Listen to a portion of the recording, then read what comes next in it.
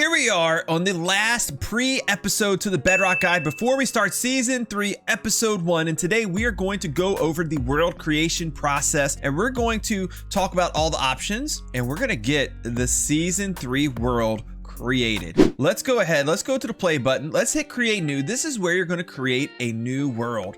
And this create world screen is somewhat new. It came around a few months ago, right? As part of an update. I believe it's rolled out to everybody. I'm not sure if it's on all devices yet. Maybe some of the consoles or something it's not on. I'm not sure, but this is what we have here. All the options are the same. It just looks a little bit different. It's organized a little bit differently. So first of all, we got Bedrock Guide. Season 3 would be the name of our world. We're going to be in survival mode. We're going to be on hard difficulty. You get nice descriptions as you click through here, so you can kind of see what things are like. Now, I'll tell you, when it comes to most game mechanics, there's a few mechanics that only work on hard difficulty. So I recommend playing on that if you're going to keep the same difficulty all the way through. Otherwise, the nice thing about Minecraft is you can change difficulty whenever you want to while you're in game. So if you don't like dealing with all the mobs all the time, put it on peaceful. And then whenever you're doing something that I show that requires mobs that are on hard difficulty, I'll be sure to say it. You can change the difficulty to hard during that period of time. Moving on to the advanced menu, this is where most of our settings that are going to matter are going to be. If we're going to be putting in a world seed,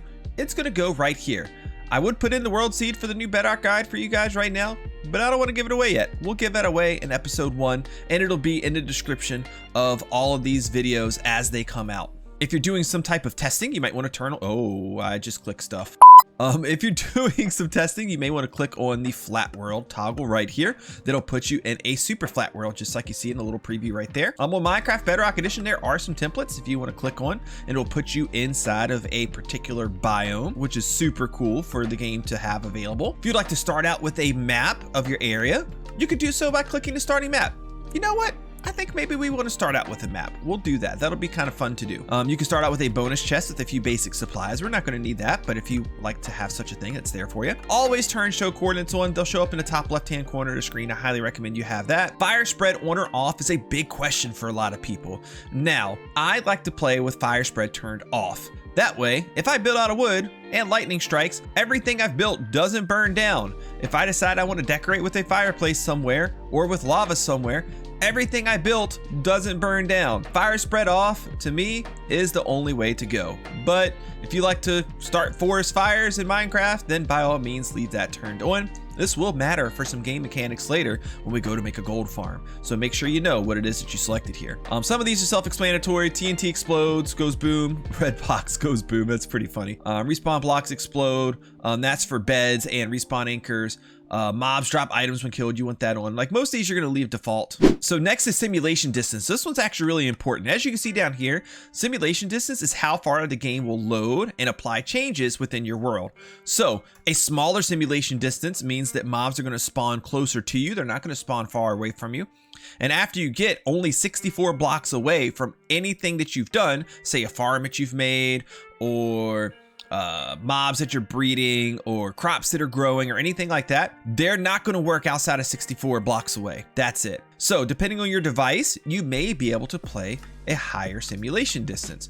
Mobile devices, unless they're like brand new, like higher end phones or tablets, you're probably going to be on 4 chunks. You can select higher if you have a better device though. When it comes to a console, maybe some of the older consoles, PlayStation 4, Xbox One, you may want to do most 6 chunks. You could try 8 chunks. If it's just a single player world, may be fine. If you're playing on one of the newer consoles like a Xbox Series X or a PlayStation 5, I believe the 12 chunk option is available for you. At least the 10 chunks should be. You can max it out. You should be perfectly fine.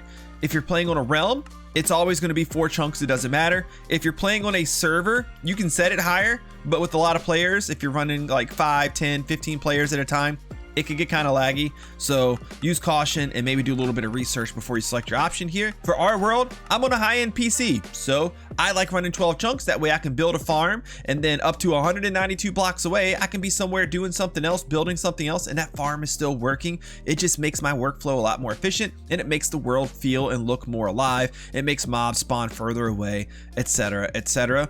Whenever we do certain farms and other builds that the simulation distance is going to matter, I'll make sure that I design things to where you can still do it within a 4 chunk simulation distance. This matters a lot for mob farms.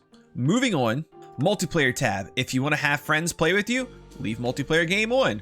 Leave it as only invited players if you only want people that you invite to play in the world to be able to join, or set it accordingly to whatever. If it's going to be a creative mode world, you may want to give them operator status. If you only want people to be able to come in and look at the world, you may want visitor. If you want them to be able to play normally, then member would be good. If you don't want it to be multiplayer, turn multiplayer off. I'm going to leave mine on. I'm going to leave it on invited players. I don't know for sure if we're going to invite anybody to play into the world with us or not. Maybe for like a special episode where I want to go over some type of multiplayer type things as part of a guide. So we'll leave it on that for now, and we will move on to cheats. Now, cheats may be something you do or do not want to use. If you turn cheats on, you can set things like always day. Maybe your main thing in Minecraft is building and you don't really care about mobs and all that kind of stuff. Set it to always daytime. Then you don't have to go to the bed to go to sleep every single night. My kids love to use keep inventory. Great setting. If you fall in lava, if you die somewhere, all of your inventory is still there. So if that's the way you like to play, you don't have to worry about finding gear if you die, or you're not good at fighting mobs and it makes you not want to explore. Turn on keep inventory and feel free to explore. Go down to the warden, go fight the ender dragon, go fight a wither. Do the things that are hard to do, because worst case, if you die, you still have all your stuff. You just go back to your spawn point. You got things like mob spawning, mob griefing, and other settings here that you can kind of read through the settings as you go through. And for the most part, you probably aren't going to touch too many things here. You're probably going to leave things as is, or at most do things like the keep inventory sort of thing in your world. Before we do resource packs and behaviors packs, let's jump over to experiments. Experiments are going to allow you to do different things in your world, and you may need to enable these depending on what type of add-ons that you're using. If you're not using any add-ons, you probably don't need to do anything here. We're going to be using a camera mode add-on made by Foxy No Tail, so I do need spectator mode on for that, so we're going to turn that on. And although I'm not 100% sure if any of my add-ons will require this, sometimes in the future they might, if I decide to add on something that has any type of cool feature to it.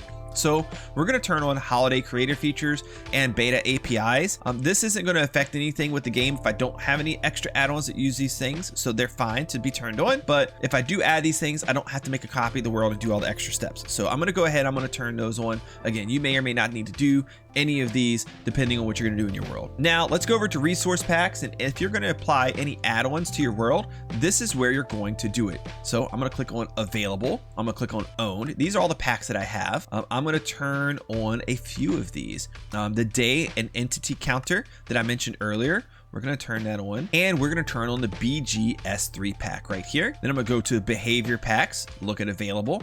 Anti-enderman griefing, we're going to turn on, and the camera mode we're going to turn on as well. And that should be all that I need for the world. At this point, I'm going to go ahead and secretly type in the seed now, and I am now ready to click the create button and start Bedrock Guide Season 3.